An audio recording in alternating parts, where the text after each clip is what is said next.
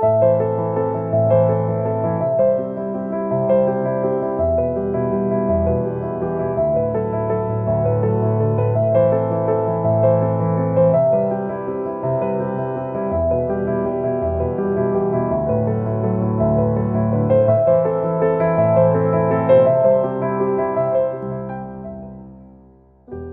and gentlemen, I welcome each one of you to the CEO Talk Mumbai. This is an initiative by the Talk. My name is Anmol Garg, and I'm going to be the moderator for today's session. I'm the founder of a sales training company called Sales 5X. CEO Talk is a platform that helps sharing ideas and insights to transform organizations and to create a better and transparent forum for meaningful business relationships and partnerships. This event is brought to you by Tata Business Services. It's the country's leading enabler of connectivity and communication solutions for businesses. With services ranging from connectivity, collaboration, cloud, security, IoT, and marketing solutions, Tata Business Services offers the largest portfolio of ICT services for businesses in India. I would now like to welcome our lovely panelists who've joined in for today's discussion. I know this is a virtual discussion, but let's keep the round of applause going. Let's build some energy before we get started. I have with me Mr. Manas Singh, the CEO Radcliffe Group of Schools. Yes, can we give it up for Manas? Manas, thank you for joining in. We have Mr. Pratapsingh Nathani, the Chairman and Managing Director, Beacon Trusteeship Limited. Ms. Rachana Bhusari, the Head SME National Stock Exchange of India Limited. Mr. Prashant Shah, co-founder Startvisors Healthcare Private Limited. We'll also be joined by Mr. Sumit Singh, the Group CEO of Suumaya Lifestyle Limited. All right, I now invite Mr. Manish Singh, the General Manager, SME Operations Mumbai, Tata Business Services, to deliver the welcome address. Over to you, Manish. Yeah, thanks, Anmol. I hope I'm clear. I'm audible, fine? Yes. Okay, good afternoon to all and welcome. Thanks for joining in. Basically, we use this platform in order to interact with all of you, industry experts, so that, we can come to some kind of a sharing of ideas, sharing of thoughts that we have kind of encountered in our own business lines. And needless to mention, this has been very challenging times for the Indian economy, for the world in general, actually, not only India. Myself, Manish, I basically take care of the SME business in Mumbai. And so our structure is such that we have segregated the entire country into four broad regions. So one is north, the other is south. Then we have Mumbai. Mumbai itself is a region because of the the size and the opportunity that we have in Mumbai, and rest of Maharashtra happens to be the other region that we have. So I'm heading Mumbai currently, and so I'm with Tata Tele for almost 14 years now. So and I've worked extensively in East, in North, and in South. This is my first stint in Mumbai. So I came to Mumbai this year itself, 2020, in Feb, and the COVID started from March. So on a personal front, got stuck in Mumbai for almost 7 months, couldn't move out, so all alone, staying there. Now, a little bit how we kind of dealt with the situation is in TTSL and probably in many other organizations, the AOP for the next year gets freezed by Jan to Feb. So the AOP for 2021 got kind of frozen in Feb, and we never anticipated that a situation like this would come, which would be so grave and so concerning. And when we finally got into a lockdown kind of situation, I think my entire organization was in kind of a real confusion as to what's going to be the way forward now. It was a very difficult situation, yeah. But I guess like most of us, we were able to see opportunity in this challenging times. And the only thing that we could think of was innovation, getting some innovative products which would probably help the SMEs of today in India. And that is exactly what we did. We quickly kind of huddled together you know, bought a thinking caps on, and we felt in a situation like this, what is it that we can do which will basically help the SMEs? Because largely SMEs, if you look at, is uh,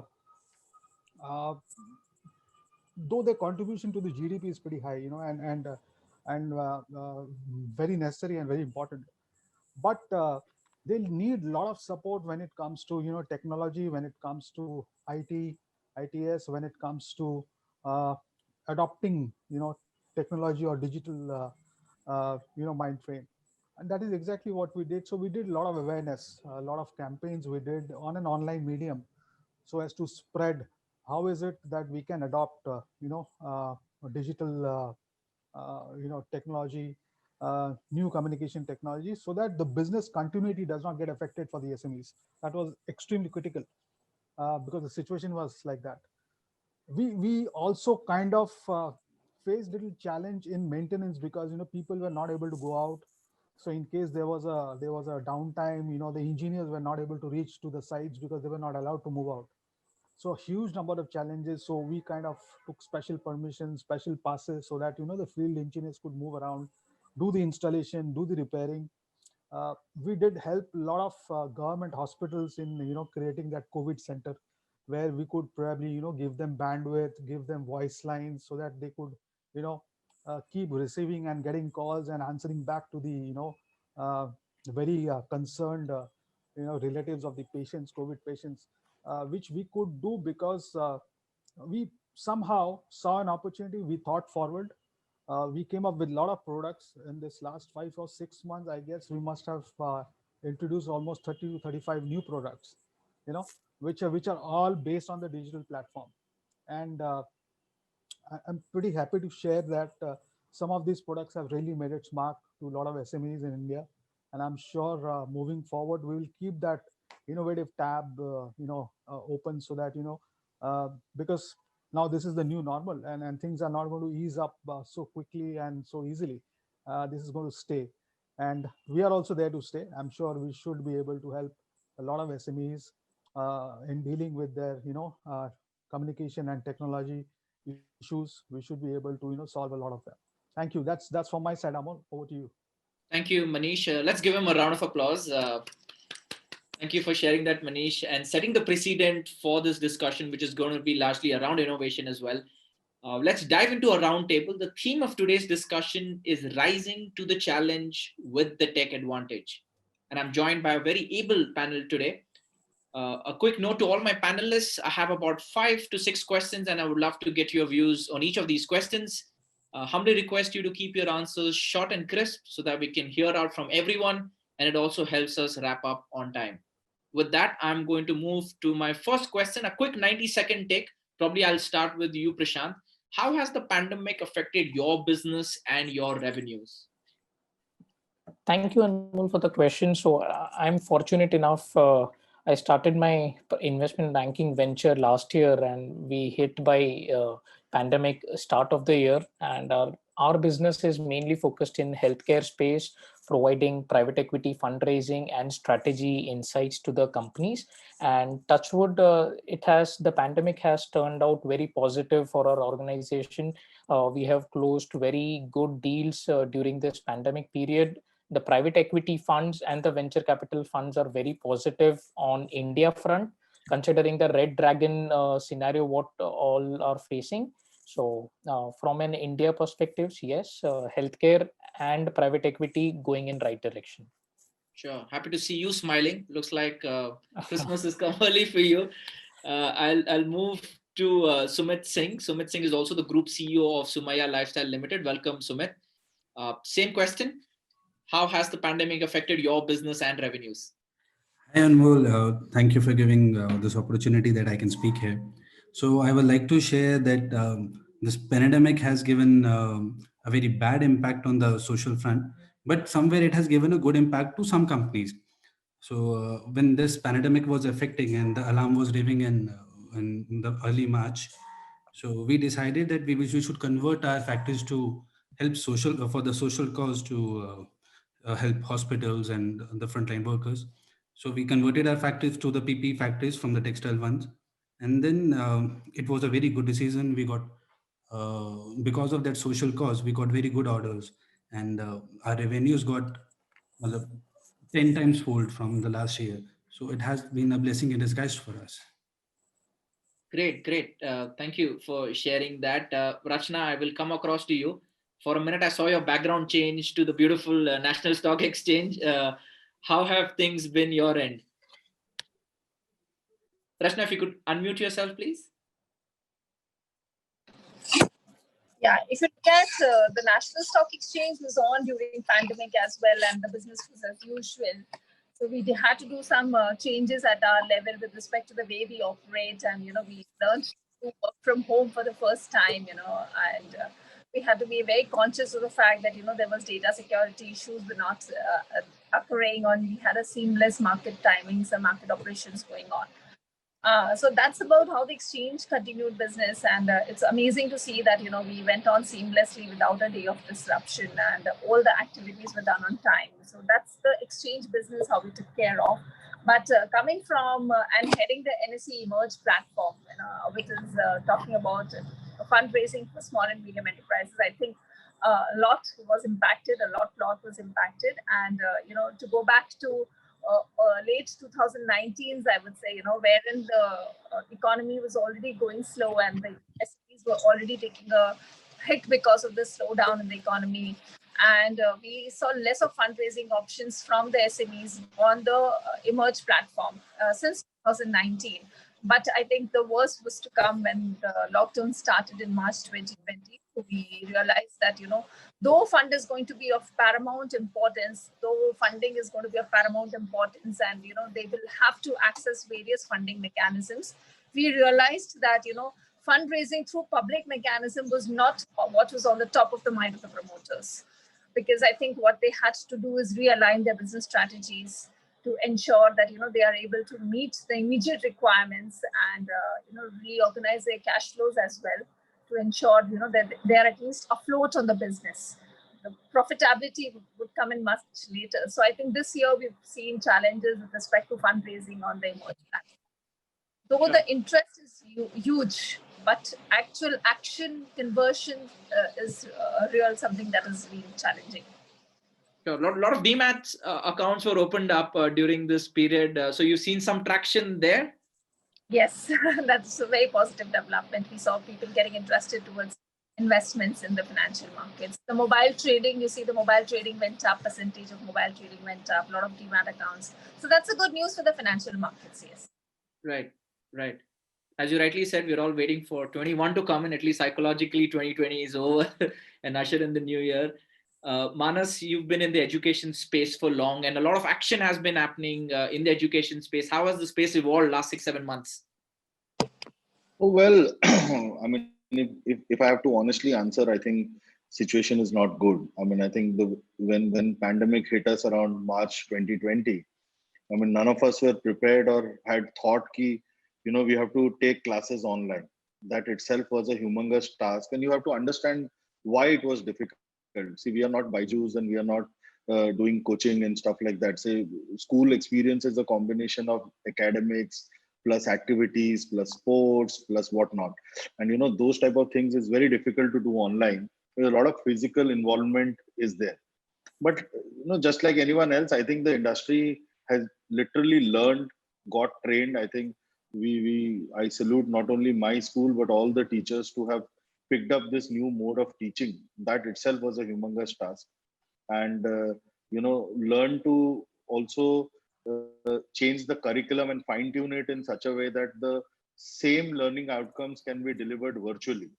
And I'll be very honest, the first 2 months were horrible, and we had a lot of challenges and setbacks and all. But I think parents were supportive. Students, very interestingly, the young kids were much more technologically advanced than all of us, and they taught us more features about platforms like Zoom and Microsoft and whatnot, which we didn't know. So I think that collaboration worked well, and because of that, just one second, yeah, it should be. So because of that, I think we were able to sail through.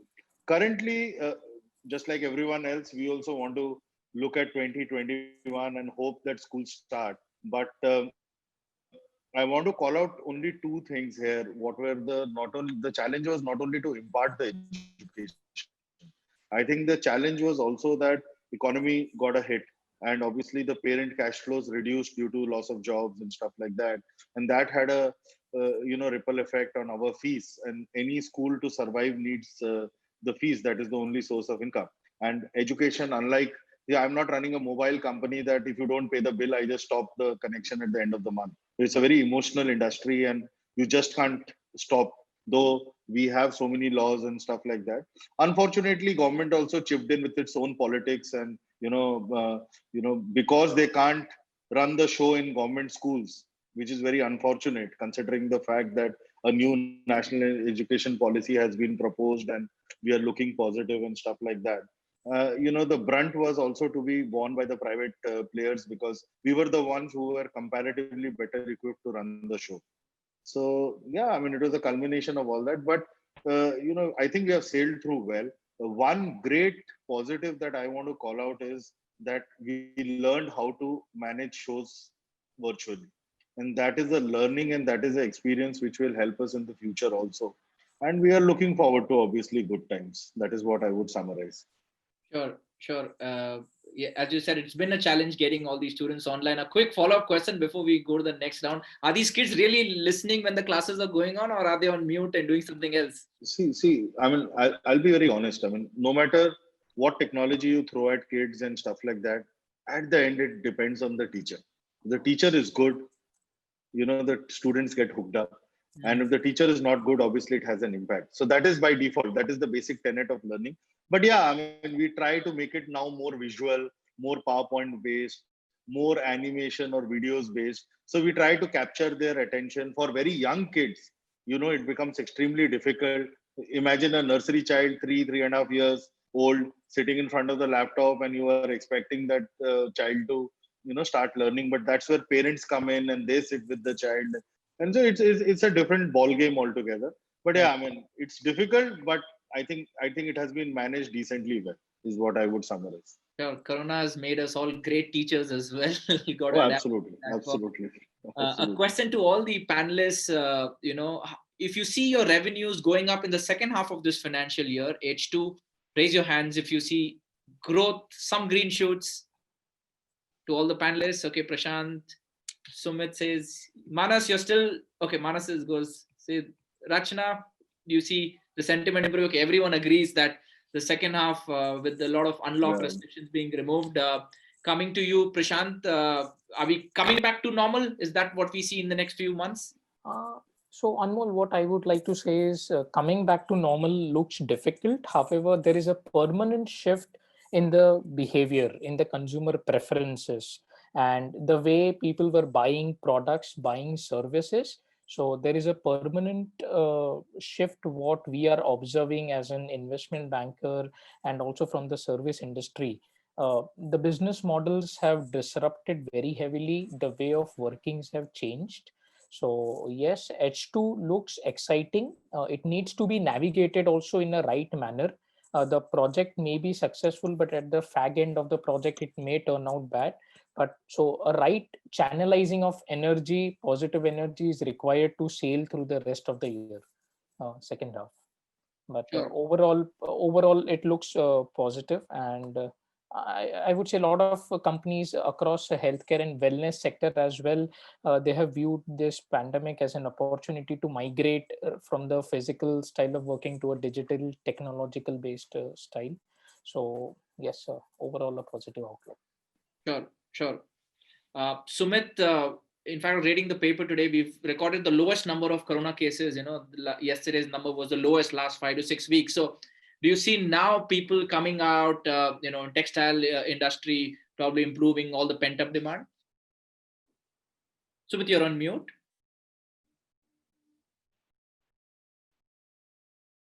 Hello. Anmol, yeah, now I'm audible, right? Yes. Yeah. So yeah, I agreed that with all the increases or with all the decreased cases day by day, so the sentiment is going high, and people have started coming out. They have now moved towards the going again to the shopping malls and shopping again. but it's still not to the extent which we are looking for. But yes, we are keeping our hopes high, and we agree that in the Q3 probably we will be at the same level, pre-COVID levels we were there. But Sure. still now we will not say that we are into the statement that people are into the buying the stuff. They are, but not up to the level, not up to the extent where the industries were going. The survival is still the question for them. Right. So it's still going to be some tough months, and then hopefully we should be able to come out of it. We have already faced the major toughest times, and we have sailed through. Now we can see that the island is there and we are almost there. So I know this time, this toughest time will also be born, and we hopefully we all will sail with these tough times. I like the way you put it, that we were drowning during Corona, but now we are up. Our head is just above the water, and we can see an island. Yes, Uh, exactly. Manas, do you think that we can reach the island only if the vaccine is out, and then we are completely safe? And that's something that's going to impact the education industry as well, as in kids coming back to school?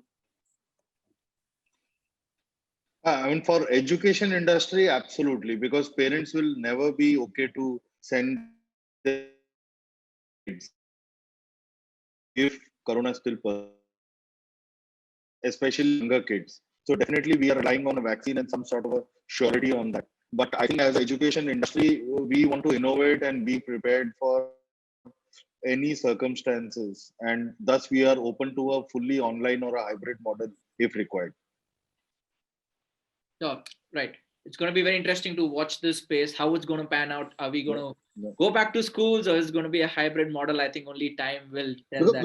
Because Anmol, I'll call out. I was just reading one data one day in the newspaper, and it showed a comparison of all industries, all type of service outlets. Let it be a movie hall or a sports ground and stuff like those shops and whatnot, including liquor shops and whatnot. And everything in some states were green or orange, but education or schools were the only one apart from I think Northeast. Nowhere else I could see a green. It was either red and very few cases orange. So it just tells you that this industry will be the last to open physically because of the issue of the kids who are involved, because they are young and it's very difficult to manage. But yeah, that's what I wanted to call out. Right. It's a very sensitive, area with kids being involved in the process. So, Yes. right. Rachana, do you see investor sentiment improving second half of this year? See, we've seen, see, investor sentiments, I would say, you can look at from the last few IPOs that opened up in the capital markets, they've received overwhelming responses from the investors, So I think the investor sentiment is already on the positive side, and, they've been waiting for good companies to come up with their IPOs. And I see that trend to continue. You see the capital markets have been going positive for quite some time, and it speaks a lot about the confidence that people are showing in the capital markets, and how readiness to take Corona on and move forward. I think that's what India unlocking has proved to be quite beneficial to the corporates, and as well as we've been able to keep numbers in control, which actually adds a lot of confidence to not only the investor community, to everybody at large. So I see that this trend is likely to continue. But again, having said that, for SMEs, it's going to be taking some more time for them to stabilize their businesses and move on and think about actually going into rounds of funding through the public mechanism. Right. Right. I think for SMEs, they're still on a very dicey kind of a situation. Access to capital, survival, profitability, and business continuity planning. A lot of challenges. All the things, because the year would have taken a toll on the financials. So the profitability would be in dire situations, which will derive their valuations. When the valuations are not right, absolutely, you cannot think about getting the funds from the public markets. You cannot come with undue valuations and expect your IPO to be complete. Investors are also looking for a discount on the table, and the promoters know that their business is much, much valued than what it was depicted in the last 2 years. So I think these all factors will take into consideration while they decide to move forward with their rounds of funding.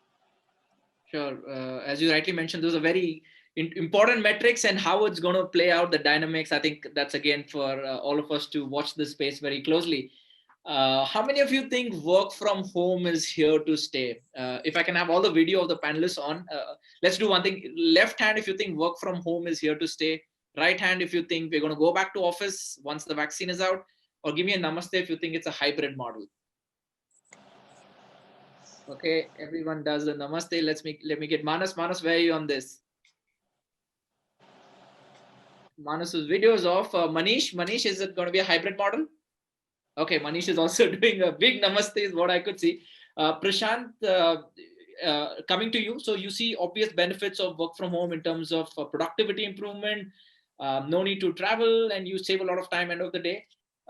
So we are forever going to go back to a hybrid model, not so much to office every day. I would say yes, there are pros and cons for work from home, and the preference, at least the employees and the workforce will eventually understand that, okay, working from office is preferable. So hybrid model will shift. Probably it could take another 6 months or 8 months of time. And this is visible from the valuations of the startups, what we are doing on the co-working spaces. So we can see the forecast have been tweaked very heavily. People have now started migrating from work from home to work from their own office. So suppose even if I am an employee, I have restrictions at my home, right? I may not be having a personal office space or something. So what I would do is I'll prefer a small co-working space nearby to my house, and I'll prefer to go there and utilize all the resources rather than going to my bigger office. So this is what my thought is. Interesting. That's like a hub and spoke kind of a Hub and model. spoke, yes, you exactly spoke the word. This is hub and spoke kind of model, and a lot of companies, including pharma and healthcare based companies, they're planning to decentralize their operations, and this flow will also move to FMCG as well as mainly IT companies. They are moving to hub and spoke model. Sure. With your organization, so have you been, largely working from home last 6-7 months? I've been working from office last 6-7 months. The main reason is our entire day goes into calls with investors, with promoters. So it's almost 9 to 10 hours of being on the call, and being at home. Somehow it affects the productivity and also affects the ecosystem at house. So that's why last 7 months I've been working from the office. I liked how you said it disturbs the ecosystem of the house. Absolutely. The good words to use. Otherwise, it's a mayhem. So kind of doing Zoom meetings from home. Sumit, again, you see a hybrid model come into place once, let's say even if the vaccine is out. Yeah, I see the hybrid model to be rolled out for at least for another year to 2021. It will depend on the type of industry you're working with. For example, if it is an IT support company, if it is an IT company, they will love to get people to work from home. That will help the productivity as well. We have already seen the productivity has gone higher for in terms of productivity from the office, and this has also helped the company as well in terms of doing consolidation and having some corporate offices in place of some multiple branches. So that has helped the both ways, but it certainly depends on the company to company, industry to industry basis with where we are working. For our company, so we are into manufacturing, so that cannot happen from the work from home. So this is not going to last for us, and we are here from the last 6-7 months. We are here for the manufacturing, and we are working towards the healthcare. So this is an important sector, and that for that you need to come to office and you have to come to the factories to get your things going. So it's a complete hybrid model. So 2021, I can see it will be work from home for some of the industry, but for the major industry, people have to come back to the office. So it is a very rightly saying the office is meant to be office because you come to office for work.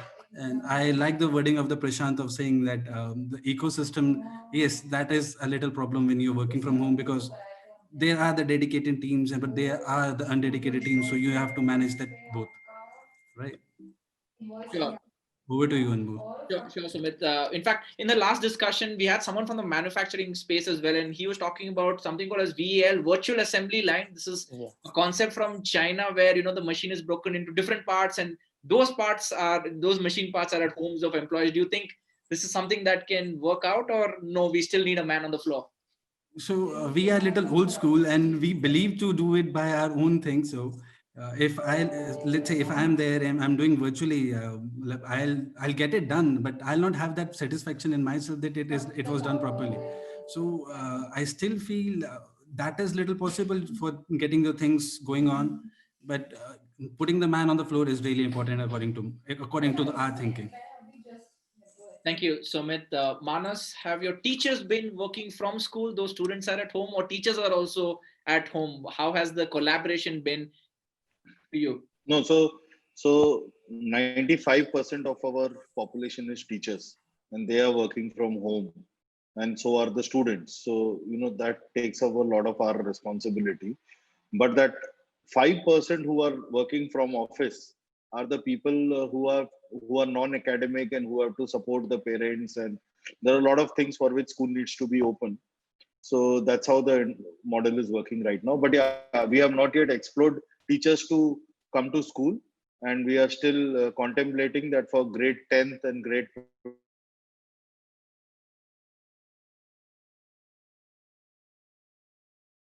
Sorry, Manas, I lost you there. Prashant, can you hear Manas? No, I can't hear him. Okay.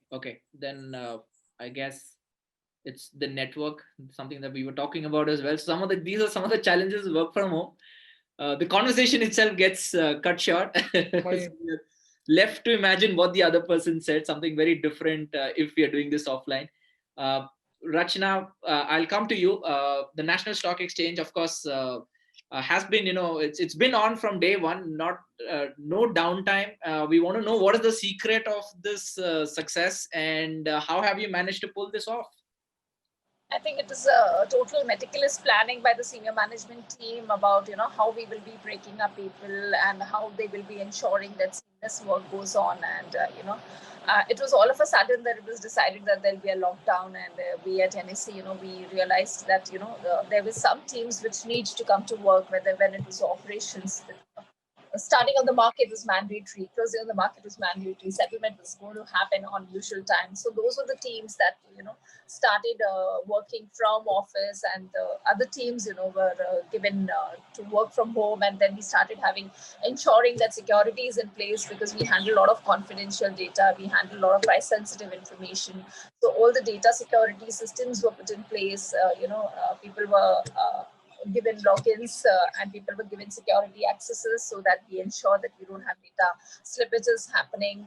And I think initially it was challenging, not only from the exchange perspective, even from the employee perspective, because we always thought that working with so much of data means we need to access the server from close by, we need to access this query, and how can we work without real-time access to information. And it took some time for us to acclimatize ourselves to this new style of functioning. And I think today we are good to go, and 9 months, quite majority of us have been functioning from home, and few people come to work, and they also have been devised to come in shifts. So we put them in shifts, they come for 14 days, and then, there's a break given to them. So that's how we devise the whole mechanism. And the back support was always given by people from home itself. But I realized one thing is that, maybe we can do a lot of number crunching, or we can do a lot of back office works from home. But when it comes to client dealing, it makes important that you meet them at one point of time. You can have virtual discussions on and on for 5 meetings, 6 meetings, but that one person gets the whole thing converted into a very fruitful deal. So I realized client dealings are going to be making a difference when it comes to dealing with PSUs, dealing with small and medium enterprise promoters. That's where the difference is going to be, that you need to engage with them even at the personal level. When everybody was at home, this was very acceptable. But now with some people in offices and some people in home, again, this is becoming a little gap out there. So I think that's where we'll have to, be very, very sensitive to the fact that how do we engage with our clients, and, how do we open up this kind of client dealing forum. Right. Very important. The whole vibe of eye to eye, belly to belly conversation is very different, when the person is there offline. So hats off to you, Rachana, and your team for pulling this off so well. Even Google has a downtime these days, but the exchange has been flawlessly running. Thank you. Manas, we lost you. I think there was a network issue. So if you could complete what you were sharing with us, I think you're talking about the teachers and the non-teaching staff.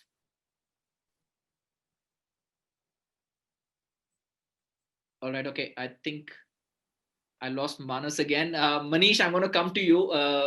With Tata Telebusiness Services, of course, you've been working with a lot of SMEs. As you said, a lot of innovative products being launched, 32 of these products. Who better than than you to talk about where are the trends with respect to work from home collaboration? Where do you see the industry evolving in the next 6-8 months? Yeah. Okay. So to start with, I think it's like companies like us which are actually trying to make working out of home very seamless. For others. So telcos like us and others. Now, I can tell you for sure that probably this pandemic has taught us a couple of things. One is, and we were talking about the hybrid model, and for sure I can tell you the hybrid model is there to stay. I mean, with or without corona, it does not really make a difference because uh, mm, quite a few companies have now understood that this is the best model to go forward with. If I give you an example of my own organization, the entire sales and marketing, pre-COVID, today it's a 30-seater office now. So they have moved into a 30-seater office, and they have left that 100-seater office because they don't require such a big office anymore. So for them, it's a huge saving on the cost also, moving from a 100-seater to a 30-seater. So I think, there they are able to save a lot of costs. At the same time, they are ensuring that the productivity does not get affected or the efficiency does not get affected at all. And as we are getting more and more products, and I give you a very good example. We launched cloud telephone and the end switch that we had, right? And it worked seamless, so they didn't have to go to office at all. They were able to do their duty sitting at home, and they were able to work seamlessly, so no issues at all. So this was one product which really helped. For a lot of marketing based companies, any new product launches, earlier what they used to do, they used to call everybody to a one hotel where they will do a product launch, and they will take them through. Not required, because we have a service called webcasting, right? Now through a webcasting you can do all the product launches, and a webcasting can accommodate 500,000, users at one go. So you are able to address a huge gathering where people are sitting at their home, and they are able to participate in that product launch. So for me, I think this hybrid model is there to stay, and with these products still getting more and more strong, in terms of value additions, I think this is going to be the order of the day henceforth. Thanks. Sure. Sure. As you rightly mentioned, there are a lot of cost savings and making sure that the productivity goes up. So kind of a win-win situation for everyone, especially in a city like Bangalore, where I'm from. There's so much of traffic, so you spend at least 3 hours to and fro. I believe Mumbai traffic is slightly better these days. I'm not sure. But coming to you, Sumit, let's talk about digital transformation. uh, in the, at least in the auto sector, people were started buying cars with the click of a button, something we never thought we'll do in 2020, something that probably we thought will happen in 25, 27. What did your organization do to make sure there is business continuity planning, that even though you're not on the floor, work is still going on? Yeah, and well, you're right. So 2020 has been a time where we have adopted the technology like anything, and digitalization is the best way that we have got that. So I'll tell you, in our manufacturing field, what we have done is, so we have got our softwares installed in such a way that we can monitor our manufacturing and the productivity of the production of coveralls, that how many coveralls and how many fabric is required. We can monitor it on our screen on real time basis. This has helped us like getting all control without the manpower there. So we knew that this is required, and we have arranged it in the lockdown period as well. So technology has given us a lot of benefit on this. Sure. And did you think that you will do something, do you implement this right now, or was it that COVID that fast tracked your technology adoption? Obviously, the COVID is the one which we have forced you to do this. Obviously, so this is something till the time you have not forced to do anything, you do not put it on the priority. But if we would have not given this as in a COVID period, we would have not implemented on this point of time at least, and we could be 3 4 years later now. But now with the help of the good machines are coming up, they all automated machines with giving all the access to the supervisors, all the access to the owners of the factories, so that they can completely monitor whatever they want, and even you can control the entire one fabric of it. So the technology is giving us the best results, and because of this COVID times, we have now implemented it. We have now thought that we will continue with this work on itself, even we have the man on the field. Sure. There's a joke that goes around, what brought about the digital transformation in your business. The three options are CTO, CEO, and the third option is COVID. And fortunately, unfortunately, We'll choose that. With the help of COVID, CEO and CTOs have done that. absolutely. Manas, we lost you in transition, but I believe you're back with us. Manas, if you could complete what you were sharing, it'll be great. You're talking about teachers and collaboration. Yeah, I'm so sorry. There was some challenge with the internet connection. Am I audible now? Yes. Am I audible? All good, Manas. Okay, perfect. Sorry, Anmol, I just missed out. What is the question you asked? So, firstly, you were saying something and then it got disconnected. So, if you could complete that part, I think it was about work from home teachers and non-teaching staff. Yes. I think your question was more on work from home and employees. So, like I was telling, around 95% of our population is teachers. So, teachers are currently working from home, and we are delivering service to students who are also obviously working from home. But I think it is the other 5 to 10% people who are the non-academic staff who have to come to the school. So we started coming to school recently from the last 2 months or so. Once we thought that it will be necessary for us to at least come for a couple of days. So we are again following a hybrid model. Work from home in our case, obviously from a teaching perspective, obviously it is working, but non-teaching work totally gets affected.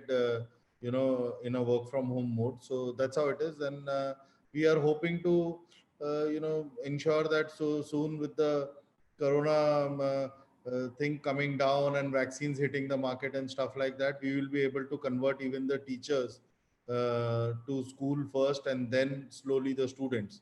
So we are getting ready accordingly. Great. There's drilling going on upstairs. I'm not sure if you can hear that noise. So these are the ecosystem that we were talking about. Prashant, if you can hear me, what digital transformation initiatives you did with your organization to ensure there's business continuity planning, or you can speak on behalf of some of the other enterprises you've invested in? So very key importance is like the relevance of ERP systems. The promoters have now recently understood and accepted that why are technology so important. So from our front, yes, for us, meeting investors and meeting promoters was the most critical thing, which was bridged by tools like Zoom and Microsoft Teams and similar products available in the market. So for us, it was not a problem. But however, for our investee companies, the companies for whom we raise funds, a lot of companies, they have implemented very unique strategy of, I would say, rather than digital transformation, they also wanted to keep the employee workforce motivated while the technology was being implemented. So though there was a digital platform which was available, however, to motivate my workforce was more important and more challenging for the organizations because of the social stress what the employees faced, and various other domestic issues which led to mental stress being more for the employees. So I would say, just to sum up, I would say major of our clients and our promoter companies face challenge managing the mental and the social stress of the workforce. So sure. As you rightly mentioned, work from home blurs the line between what is work, what's home, and people have been stressed during the pandemic. Thank you for bringing that up. I think this is something which We hope that it's come down, and I hope it just goes away in some time. Rachana, coming to you, as you rightly said, a lot of sensitive data is what you work with. So what kind of technology, how did you leverage on technology to make sure that the data is protected and the business continues? Actually, this is not my right domain, but yes, having just overall view on the whole thing, I would say that I think what is important for us is to provide authorized accesses, ensure that there's a proper workflow that is maintained about what data is accessed by whom at what point, restricting access of data to particular people to particular levels, so that we ensure that every information is not available for everybody. So I think at this point of time, it became pertinent to ask ourselves whether this information is one for all or it's only restricted for usage. So I think that hierarchy levels were put in place. And the other important thing that we did is we had a work from home portal where we provided access to all the information or all the apps that we were having internally that we were using about the HR apps, or I would say our code of conduct apps, or the multiple apps that we had at our home. So we had a work from so again, that gave us all advantage to for the work to carry on seamlessly through accesses which were being logged in, which were being scrutinized, and which were being authorized properly. So I think that was very, very important.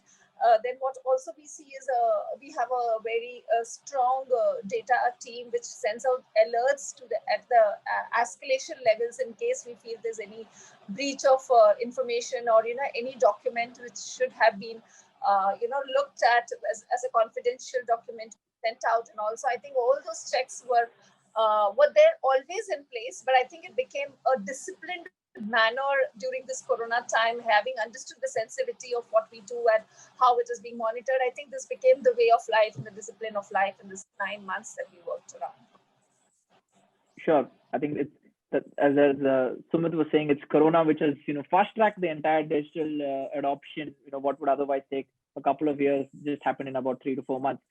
Manas, besides virtual platforms, how else have you leveraged technology? Of course, you have many branches to make sure that the business continues. There is continuity. See, I mean, we have to understand school as, while it sounds complicated, it's a very simple system. We teach, we then conduct some tests, we give some homework, and we check them, and there are assignments, and then we check them and we give the results. It is as simple as that. Okay, this is from an academic standpoint. So obviously we are leveraging technology. We are using Zoom. We have our communication platform partner called Ulo, through whom we are giving the parent a flexibility to use any form factor to log in, whether it's a mobile or a laptop or a desktop or even a tablet. So that is good. And then I think we are also leveraging technology by giving options of recorded classes. So these are not only Zoom recorded classes, but our content team is also giving recorded classes so that parents and especially students can see those classes anytime post school also.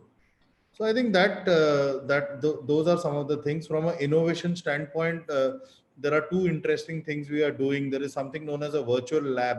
So all our physics labs, science labs, and all these used to be a very physical involvement based classes. So students will go, they will do some lab activities and stuff like that. We have now converted all those experiences virtual. Apart from the fact that a student won't be able to touch the test tube, for example, a chemistry lab is running virtually. So these are some of the innovations we are trying to do, and we are adopting. So we are adapting and learning, and hopefully with coming time we will keep developing ourselves further. And like I said earlier, we are ensuring that we want to be prepared for any eventualities, because my estimate is that schools will be the last to open, and schools may not survive another year if corona, god forbid, continues. So we want to ensure that we are a fully developed online experience center, and we are able to give the same learning outcomes in an online world. So obviously technology plays a great role in the same. Right. I love the idea of a virtual lab. In fact, would as a kid would be very curious to try what it is and how it works. Thank you for sharing Absolutely. that, Manas. Yeah. Yeah. Manish, I'll come to you. Of course, there is the technology adoption. Businesses, SMEs are leveraging on, working on the latest technology to make sure that there is business continuity. What about the cyber security risk? A lot of big organizations have had their databases compromised, and this is what's happened in the last few weeks. Do you think SMEs are prepared currently to deal with this cyber security risk? See, the cybersecurity risk actually did not wait for the corona. It was always there, So, even pre-COVID, we have instances where there were a lot of threats to the, data. And there was a time when the SMEs were really grappling with this issue, and they still are. But let me give you the good news.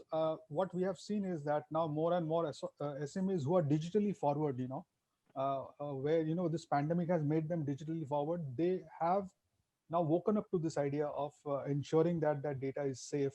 And so we get a lot of inquiries in terms of cybersecurity, and that's a product that we have also now come up with in these. When I said some products that we launched in this 5-6 months, cyber security, endpoint security, firewall, these are some of the products that we have launched, and we are getting an extremely good response from the SMEs. So now, yes, SMEs who have so number one, SMEs who are digitally forward are now more comfortable in this situation. SMEs who are digitally forward are now embracing this cybersecurity as an option to save their data. So I think it's a good news at the moment. Sure. So earlier the mindset was more of, okay, it's good to have, Yeah. but not needed. But you see Absolutely. that shift happening? Absolutely. That shift is happening, and I think it's becoming stronger day by day. Right. It's happening for the good. All right. Prashant, I'll come to you. One strategy that's worked for you, your business, that you want to advise to someone who is listening to you right now? Sure. So all the negative points what Rachana presented from the valuations being devalued, and hence the public listing has seen lesser positive sides. The same points have been taken positively on the private equity side, where the angel investments and even the high net worth individuals have shown very positive. So this is the time where even the existing promoters, they can think beyond, they can think out of the box, and they can develop. They could be working in the same industry, it is just that they would need to think out of the box and discover and develop their new services, which can help the new generation, the Gen Z, who would be absolutely digital, and hence to match this, I would say this is a very soft uh, firewall, so which the new organizations would need to take care of. And some important point is, yes, digital transformation is the most important. However, to support workforce, maintain positivity, and also I would say enable cost efficiencies would be very important for promoters and organization to sustain very organically. So cost productivity would be the most important factor for upcoming next 12 months or next 24 months. Absolutely. I think you're also mentioning about private equity sentiment being good. Are you suggesting that this is the best time to become an entrepreneur? Absolutely, yes. Great. So you heard that from Prashant. In fact, some of the most innovative companies came from the last depression, the Airbnb and Ubers of the world. So think of this as an opportunity. You never know. You can come with something truly groundbreaking. Great. Manas, one key learning last 6-7 months. Of course, the pandemic has humbled us all. I'm sure one key learning which you want to advise to business owners, SMEs. Sorry, I didn't listen. I didn't hear the last line. Sorry. Yeah, Manas, one key learning during the last 6-7 months, one key learning that you want to share with our viewers, you want to advise other business owners listening to this right now? I think adaptability and flexibility and innovation These are two things that we truly saw its impact in the last 6-7 months. And also the fact that even at a level of a school, we still need to think like a top corporate and come out with solutions, come out with offerings, and stuff like that, because at the end of the day there is a business problem which you need to solve. So those will be my key learning. I think purely adaptability and innovation, not being rigid with your usual systems and quickly able to jump to new ways of learning. Right. As Darwin said, it was survival of the fittest, but I think now it's survival of the quickest, right? Absolutely. Who can move, be flexible and move. I think that's a very, very valuable. Because Anmol, I also want to call this out in this forum that there are unfortunately thousands of schools, and especially in the government ecosystem, who are just not doing well. I mean, they're not just there. To imagine the loss of a year for a student because of lack of infrastructure, lack of technology, and lack of the right set of teachers who can impart that education. So, I think we need to, as a group, whether it is government or parents or teachers or school management, we all need to come together and implement this national education policy in the real true self, rather than just talking about it in thin air. And I also support privatization of education, just like what happens in western countries, because till you don't get the investments, you can't survive these type of emergencies. And if education is impacted, I don't know how else can you create a good society. So, we really need to look at the sector, stop the politics, the unnecessary politics, and, focus on how to ensure that every child gets education, and whatever way everyone can support. That would be my, my message or my request or my comment, whatever you want to call it. Sure. Thank you for bringing that up. I think, as you rightly said, education is the need of the hour, and whatever it takes to make sure that every child has access to education. I think that's what our aim should be. Rachana, one key lesson which you want to share with the SMEs. I'm sure you work with a lot of SMEs. One key lesson last 6-7 months, which you've seen is a very important pattern. I think Prashant and Manas have nailed it, that you need to think about being flexible, you need to be adaptable, and you need to even think about digital transformation. They are the key things which even I would want to tell all the SME promoters. But few more things that I think everybody should be very sensitive to and be very consciously working in this direction is that engagement. You need to be in spite of all that in the last 9 months, it's very important for engagement with your franchisees, vendors, with your employees, with all your relevant stakeholders. Because I think those relationships is what make you go with the business for a longer duration. And it's not that Corona hasn't given you various opportunities. Okay, you can sit at home, do a Zoom, do a WebEx, and still have your meetings and still keep continuously engaged, keep updating people, be transparent about what are your plans. I think that makes a big difference to everybody who's dealing with you and engaging with you. The second point that I think was a good time for promoters, entrepreneurs to actually look into their business models and, to see how to rethink about it and, if there's anything that they would do to make it leaner, expand themselves, or reach out in different areas. So I think it was a good opportunity, and I'm sure most of the entrepreneurs would have looked upon it. And I think if not, they should seriously look into that. This is going to be if this is the time that we had a lockdown. What more can I do to ensure a sustainability of my business, and how I can ensure that if no other lockdown, there's some other calamity that doesn't hit me the way it hit me this time. So I think it's very important for continuity plans, for sustainable plans, for promoters to put that in place and develop a second line. I think that's very, very important. There was a big thank you. gap. Thank you, Rachana, for bringing up. Absolutely, there's a big gap, as you mentioned. I love the point about engagement. I think that's what is the need of the hour: engaging with customers, employees, stakeholders. We've got to connect with each other at a very humane level, and these times call for the most of it. And if we do that, I believe sales and your top line will kind of take care of yourself. And of course, as you said, see your fixed cost, try to make it variable, go back to your business model. I think that was like a quick 3-minute MBA. I think what all three of you have shared, and it's very, very crucial. Sumit, if you want to add on some of the things from your perspective. Yeah, but, I agree what Rachana ma'am and Prashant Manas all have said. So it was like you have to take the decision on the right time, and it is all about being quick. So we also took the right decision at the right time, and just a little innovation on that, and with the help of technology and all, it was very easy to get the things going on. And this has not even helped us, this has helped the society as well.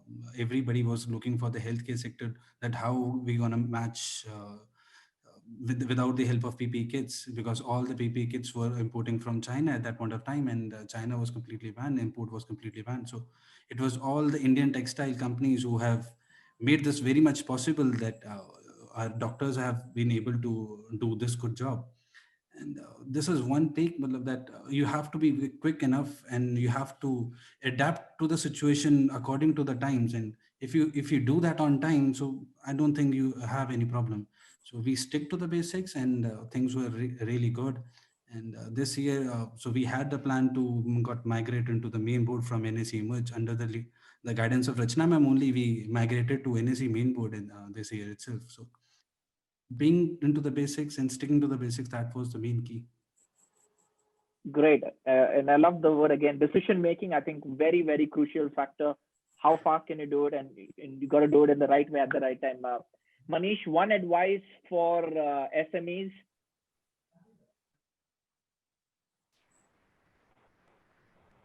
Yeah. So my only not advice, it will be more of a suggestion, is that so if I look at what used to happen about a year back or 2 years back, or probably a little more, especially in the SMEs, is there was a perception that if I adopt to technology, it's going to increase my expense, my spend, right? And that was one of the factors which were stopping them from becoming digitally forward.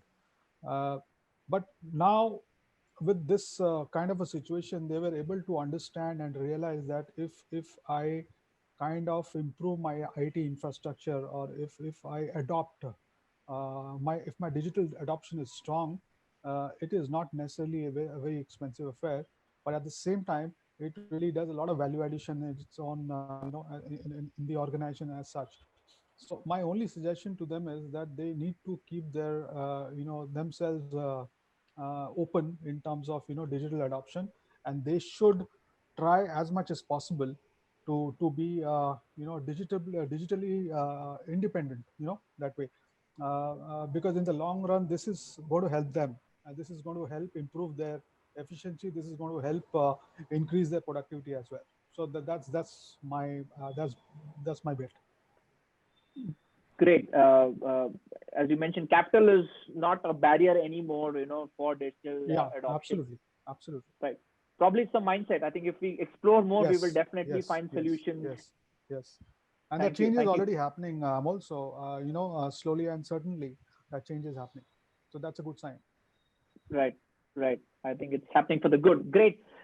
So before we wrap this up, a quick question to everyone. What have you been reading, watching to keep yourself updated on your business, and who is your influencer? So I'm going to go across to each of our panelists. You're all business leaders in your own industry. What do you read, watch to keep track of the business updates, and who is your influencer?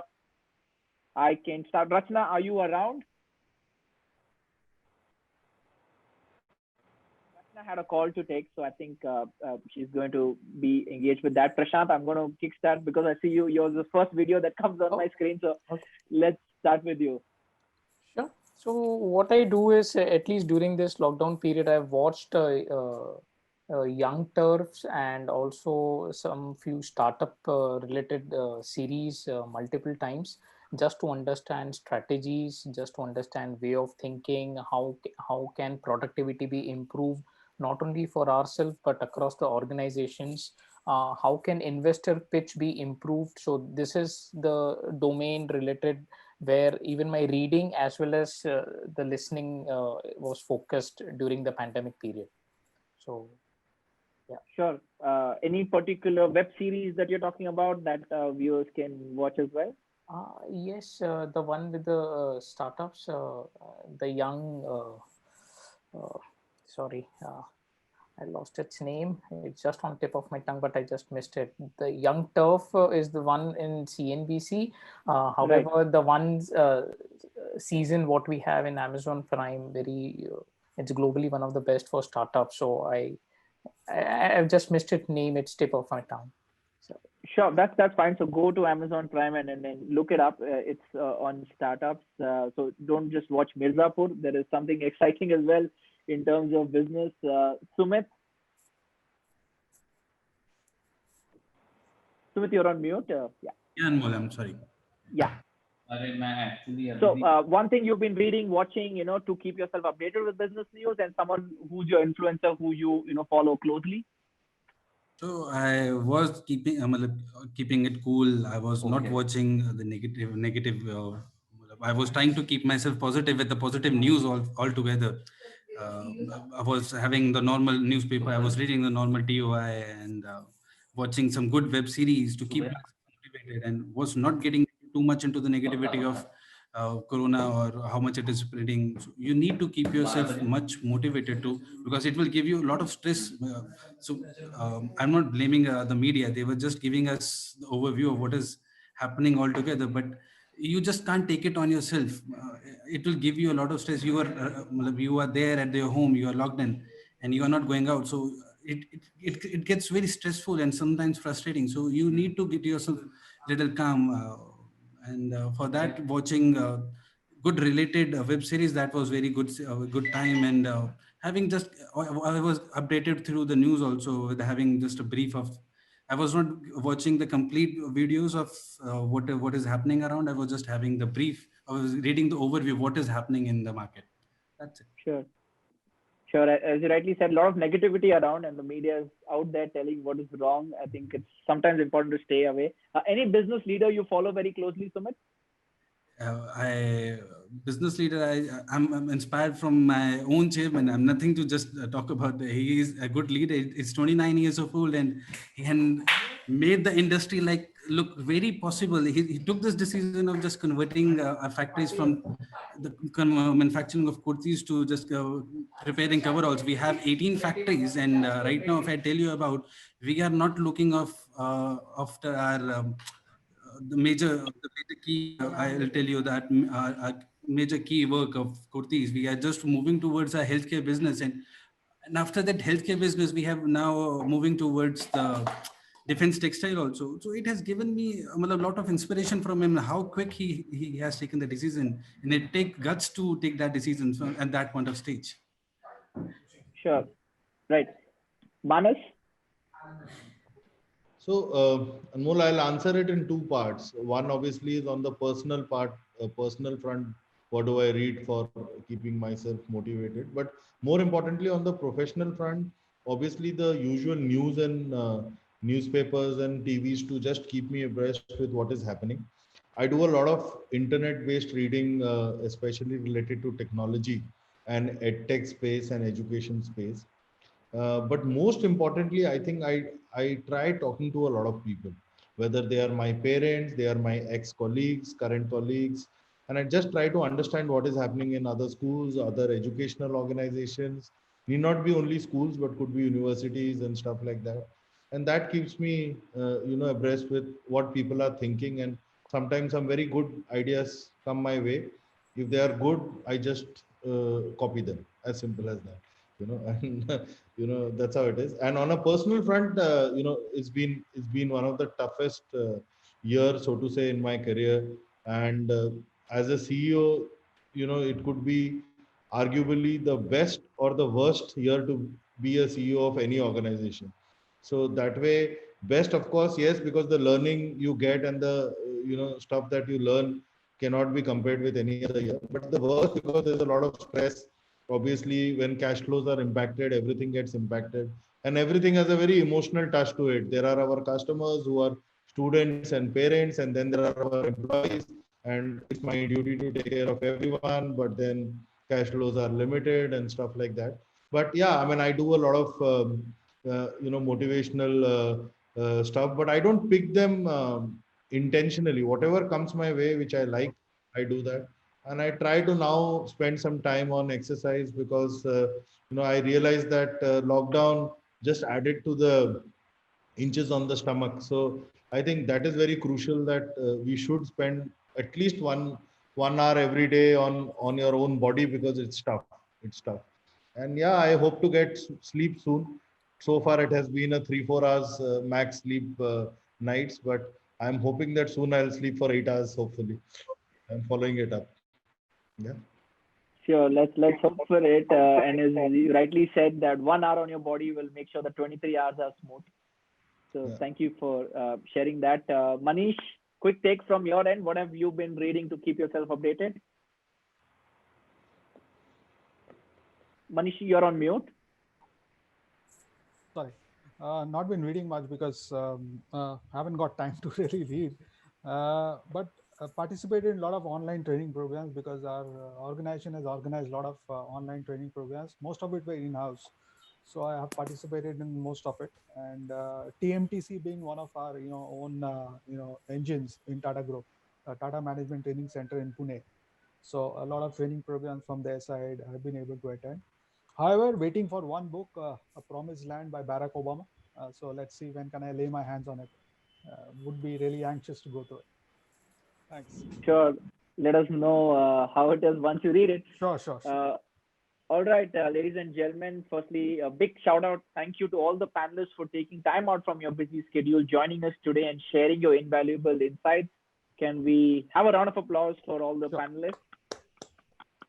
Very insightful discussion. In fact, someone who is grappling, struggling, what to do, how to do, if they just watch this 1 hour recording, which will be made available on YouTube very shortly, I think all the answers are out there. This is Anmol Garg, and on behalf of Tata Telebusiness Services and The Talk, I thank you for, again, being part of this discussion.